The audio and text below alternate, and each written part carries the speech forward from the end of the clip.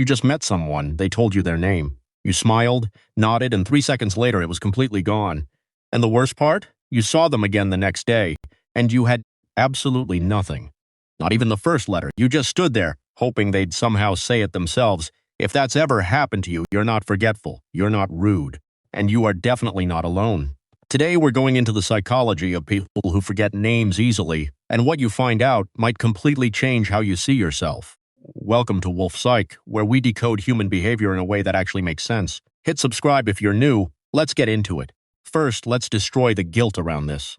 Most people who forget names immediately assume something is wrong with them. They think they're careless, or that they just don't care enough about people. But here's what psychology actually says. Forgetting a name has almost nothing to do with how much you care about someone. It has everything to do with how your brain processes information in high-pressure social moments. Think about what actually happens the moment someone tells you their name. You're making eye contact. You're thinking about what to say next. You're managing your facial expressions. You're processing their tone, their energy, their appearance. Your brain is handling 5 things at once. And somewhere in that chaos, the name just doesn't make it to long-term memory. It's not rudeness, it's cognitive overload. There's actually a name for this in psychology. It's called the attentional bottleneck theory. The idea is simple. Your brain can only deeply process one thing at a time. And in social situations, especially with new people, your attention is pulled in so many directions at once that the name gets lost before it even has a chance to stick.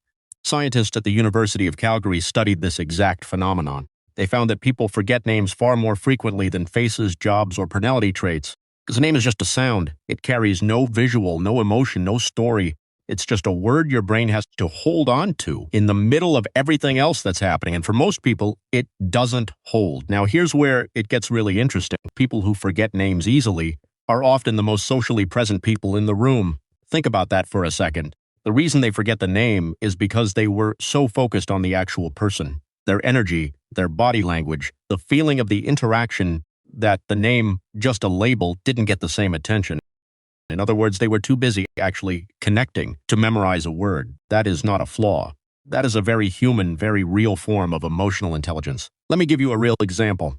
Richard Feynman, one of the greatest physicists in history, was famously terrible with names.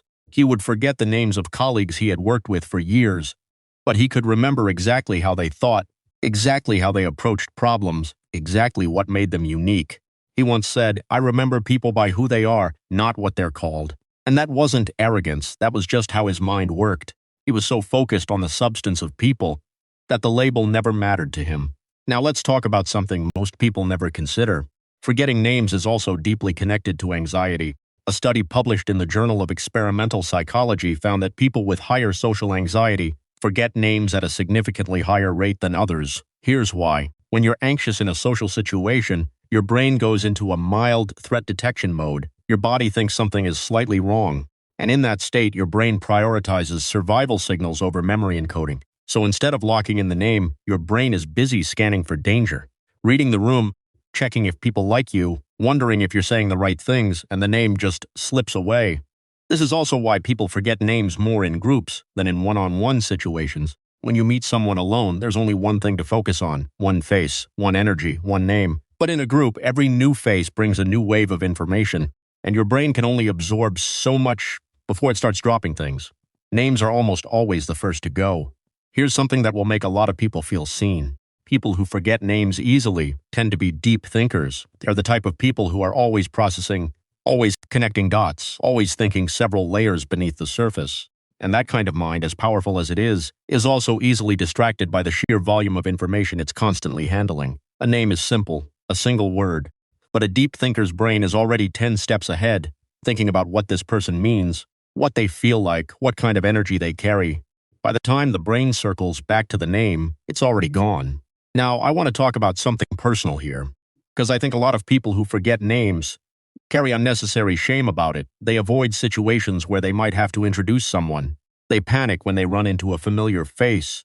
They spend half a conversation pretending they remember a name they absolutely do not. And that energy, that constant low-level anxiety, actually makes it even harder to remember, because your brain is now distracted by the fear of forgetting instead of actually being present. The fix isn't to try harder in the moment. The fix is to slow down. When someone tells you their name, pause for just 1 second, repeat it back to them out loud. Nice to meet you, Sarah. That one act of saying it out loud moves the name from short-term to working memory, and suddenly it has a chance to actually stick. Some of the most emotionally intelligent people in the world are terrible with names because they were never really storing labels. They were storing feelings, impressions, the way someone made them feel in the first 30 seconds. And that, when you think about it, is actually a far more honest way of remembering people. Not by what they're called, but by who they actually are. So if you're someone who forgets names easily, hear this clearly. You are not careless. You are not disrespectful. You are not broken. Your brain is simply doing what it was built to do, focus on what actually matters, and sometimes a name just doesn't make the cut. If this video made you feel seen or made you understand someone else a little better, give it a thumbs up. It genuinely helps Wolf Psych reach more people who need to hear this. Subscribe for real psychology every week. I'll see you in the next one.